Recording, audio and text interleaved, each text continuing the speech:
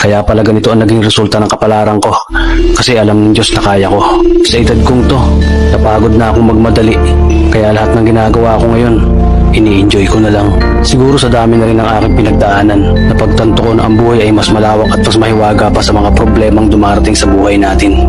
Tumatanda na tayo, baka sa kakahabol natin sa masagana at maayos na buhay, ay hindi na natin na-enjoy ang buhay. Baka nabubuhay na lang tayo dahil nape-pressure tayo sa sasabihin ng ibang tao. Marami na rin akong mga naging maling desisyon sa buhay, pero lahat yun nagsilbing aral sa akin at natuto ako sa mga pagkakamali ko. May mga taong sobrang nating mamahalin at bibigyan ng halaga, pero ibabalik lang sa atin ay kabiguan at matinding trauma.